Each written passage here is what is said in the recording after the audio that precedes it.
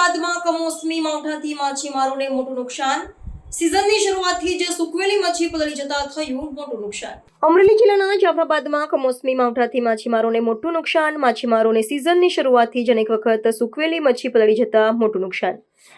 જાફરાબાદ બંદરમાં બોમ્બે ડગ ગુબલા મચ્છીની વધારે પ્રમાણમાં આવક રહેતી હોય અને તે મચ્છીને દૂર દૂરથી વેપારીઓ ખરીદી કરતા હોય તેને સૂકવીને વેચવી પડતી હોય છે, જે મચ્છી સિઝનની શરૂઆતથી જ અત્યાર સુધીમાં અનેકવાર પલળી ગઈ અને તેને દરિયામાં ફેંકવી પડી હતી। ત્યારે ફરીથી છેલ્લા 3-4 દિવસથી પડી રહેલ કમોસમી માવઠાએ માછીમારોની કમર તોડી નાખી। મોંઘા ભાવનું ડીઝલ બરફ સાથે ખલાસીઓનો પગાર પણ બમણો ચૂકવવા પડી રહ્યો છે। ત્યારે કુદરત પણ વારંવાર માછીમારો ઉપર આફતરૂપી વરસાદ વરસાવી અને માછીમારોને મોટા પાયે નુકસાન થઈ રહ્યું છે।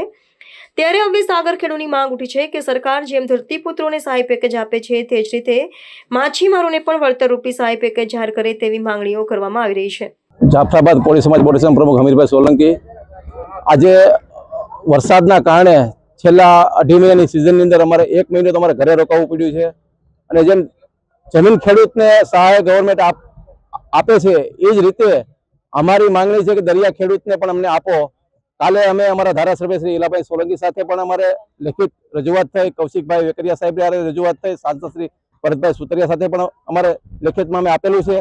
એટલે અમારી અરજ છે કે અમે ફિશરમેન છેલ્લા 1 મહિનાથી ઘરે બેસવાનો અમારો વારો આવે છે। એટલે ડીઝલના ભાવ આજે અને ખલાસીના ભાવ અમારે ખલાસીને બી અત્યારે પગાર આપવા પડે છે। એટલે અમારે ગવર્મેન્ટને વિનંતી છે કે જેમ બને જેમ દરિયા ખેડૂતને પણ અમને આમાં કાંઈક સહાય રૂપી ફૂલની તો ફૂલની પાખડી તરીકે અમને આપો, કારણ કે અત્યાર સુધીનો રેકોર્ડ છે કે કોઈ દી દરિયા ખેડૂતને આ રીતે સહાય આપી નથી। એટલે જેમ જમીન ખેડૂતને આપવામાં આવે છે એવી જ દરિયા ખેડૂતને સહાય આપે ગવર્મેન્ટ, એવી અમારી વિનંતી છે।